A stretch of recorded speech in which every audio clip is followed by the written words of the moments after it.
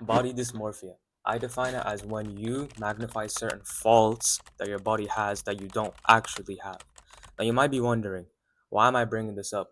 Well, I'm bringing this up because I just recently saw a case study that said 73% of girls and 69% of boys suffer from body dysmorphia in one way or another.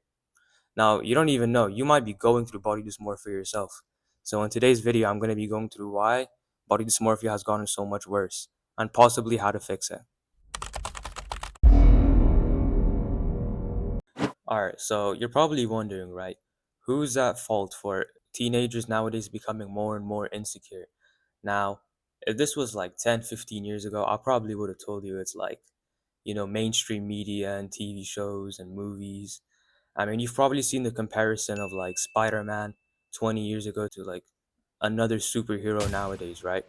But I think with the changes of COVID and how life has changed over the past 10 years, I would say who's at fault currently is fitness influencers and celebrities who, generally like to promote super unhealthy ways of dieting or just unhealthy ideas that they like to promote as healthy or the most optimal way of doing things, when in reality, that's just false. So let's just say one day you're chilling, right?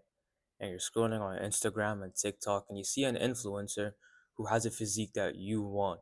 It's the perfect physique. They're getting all this attention and you want to be just like them, right? Well, guess what? They're selling a course. Link in their bio. 50 bucks. You just fell for their trap. That's exactly what they want you to do. They want you to feel insecure about yourself, so you buy their course and fund their lifestyle. And what's even sadder is a lot of these flippin' coaches should end up editing their photos and their videos to make themselves look more shredded, when in reality, they don't even look like that half the time. And listen, this is not me trying to just shit on flipping influencers and coaches. There are a good amount of influencers or coaches out there that actually spread positive messages and are just trying to do good for the community. But there are some bad influencers out there that I'm about to call out right now, like this upcoming one called, and I'm sorry if I pronounce this wrong, but her name is Liv Schmidt. I don't know, something like that. I don't know how to pronounce it. But she's pretty much an online influencer, and her whole thing is that she's pretty much just really skinny, right? She barely eats. She eats like one or two meals a day, and she goes in super big caloric deficits. And don't get me wrong, right? Obviously, there's nothing wrong with being in a caloric deficit and cutting and just eating less, because scientifically you have to do that to lose weight, right? But the problem is the way she does it. She does it in a super unhealthy way, going in big caloric deficits and barely eating anything in a day, which is absolutely horrible for a growing teenager. Well, let me prove that right now for you. Here is a comparison between two cuts, a 500 caloric deficit and a 1200 caloric deficit. She also likes to promote her community skinny something, skinny community. I forgot what it's called or whatever. But, it's pretty much just a community of girls who just share their tips on how to starve yourself better, without feeling super hungry. And I don't even have to go into why that's horrible. It's absolutely disgusting. And here's the thing, if you're a grown adult, right, you can spend money wherever you want to. If you want to fucking spend money on the skinny community, you can go do that, right? That's your choice. But it's bad to enforce that idea on teenagers that you have to starve yourself in order to look a certain way when you don't. Another example of this, which is a little more extreme, is the Liver King. Now, if you've been anywhere on TikTok, you probably know who the Liver King already is. If you don't, he's like this bodybuilder, I guess you could say, who his whole thing was that he ate liver and like raw meat to grow his muscles, right? And what he ended up doing after he went viral is he made a supplement, and this supplement was going to help you become more shredded and look exactly like him, right?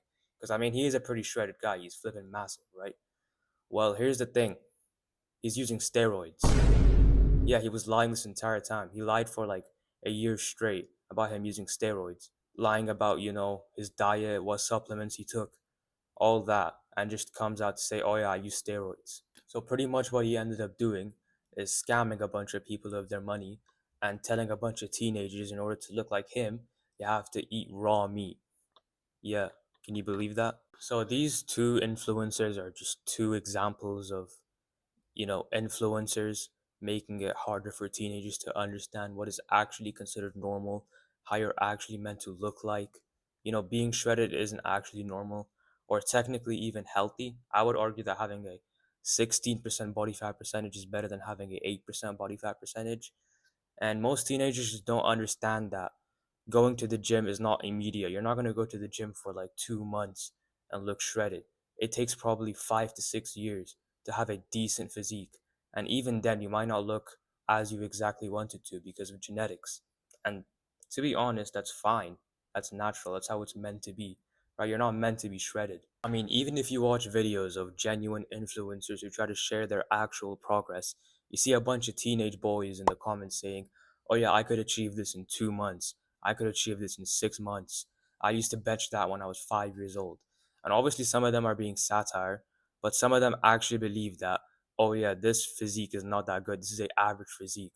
When in reality, that physique is probably the physique you'll have in 5 to 10 years of working out. I'm also not trying to make this video to try and, discourage you from going to the gym.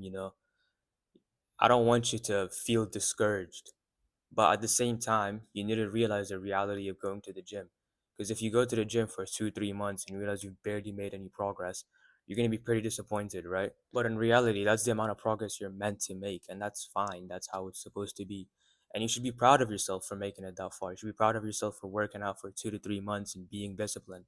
And even if you weren't fully disciplined, you have the opportunity to improve and just go to the gym more consistently. Now, in terms of how to actually fix body dysmorphia, I don't really 100% know. I don't have the definite answer for you. But what I can tell you is, maybe if you just deleted Instagram and TikTok and you just touch some of this, it'd probably help a little bit. All right, anyways, y'all, I hope that video helped to enlighten you a little bit to the reality of going to the gym and what progress actually looks like. And again, I don't want anyone to feel discouraged at all. Everyone's going at their own pace, and that's completely fine. If you're starting off shredded, good for you. If you're starting off maybe a bit overweight or skinny, that's fine. There's nothing wrong with that. Just keep going at your own pace and just be happy with yourself. So yeah, make sure to like and subscribe, and I'll see you guys later.